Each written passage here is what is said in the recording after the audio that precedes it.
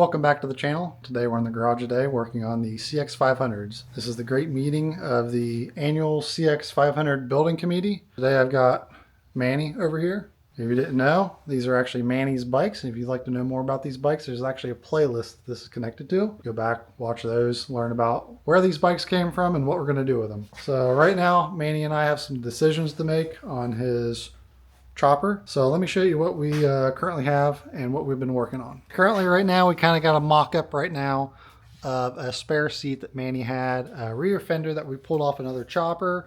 The bike is currently sitting on a jack. Undetermined on how high this bike will sit.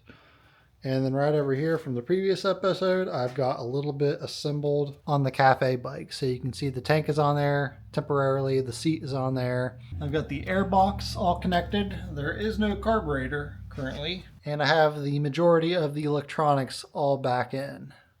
So this bike is getting closer to a running state. I still have some services to do and stuff. I want to figure out a little more on the chopper.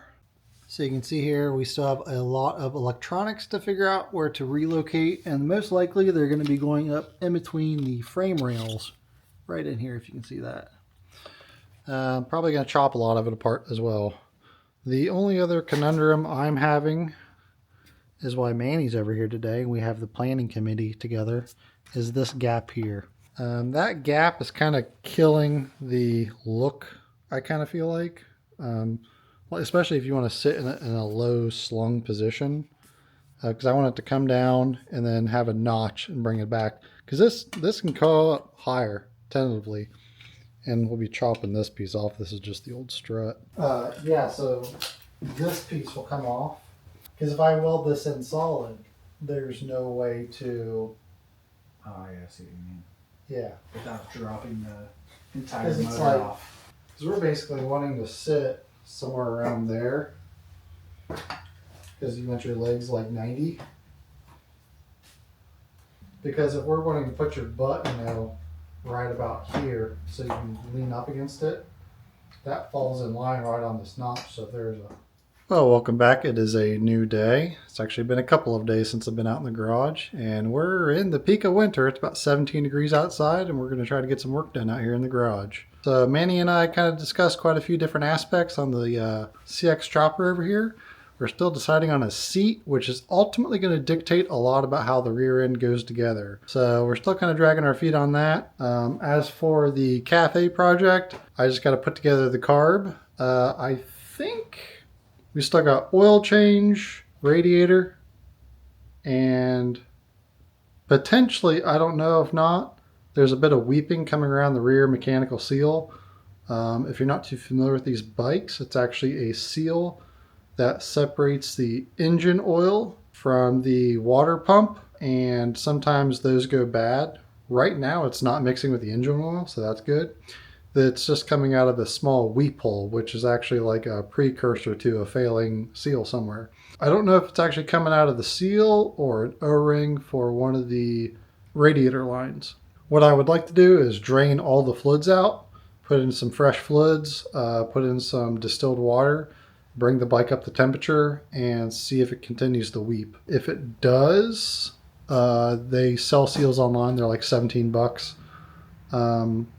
I think I've researched a method called the Shep method. Kind of complicated to explain. If we come around to that, I'll definitely show the process of doing it. But for right now, I think we're going to start on the carburetors, put in some fresh seals. Because right now, where it's leaking, right here between the carburetors, this is a crossover tube. And when I had the bike running, I could see a little bit of fuel running down. We should have new gaskets here in these packs here. Also, the accelerator pump. That's my heater that just turned on. The accelerator pumps, let's see here. One is there. The other one's down in there. Those did not look great, so I'm excited to get those changed out. See if we can get that cleaned up. Once again, if you have any questions on where we're going with this build, or just curious what kind of work we've done up until now, go back, check out the previous videos. This is all on one playlist. It's not too long right now. It's hard to say how long it will be. But with that said, let's start tearing this down and putting together some new carb parts and gaskets.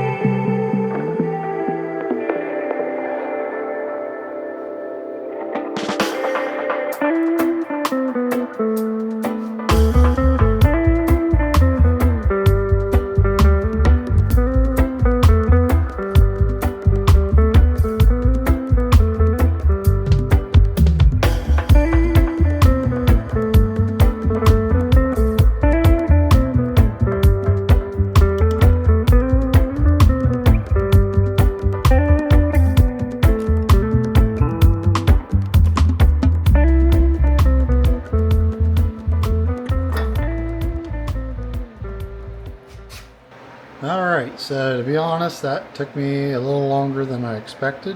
Forgot how long it took me just to do one carburetor on my Sportster. Doing two of them and making sure they're kind of like, synced. That was a lot of work. Feel pretty good about it. Took a little while to clean it all up, scrape off the old gasket, a lot of the old stuff. Kind of nasty. Got all that cleaned out. So I think that's where I'm going to call it for today.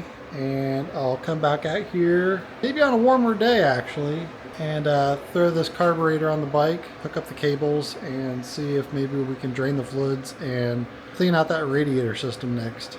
Meanwhile, I don't know if you can tell that, but it is snowing.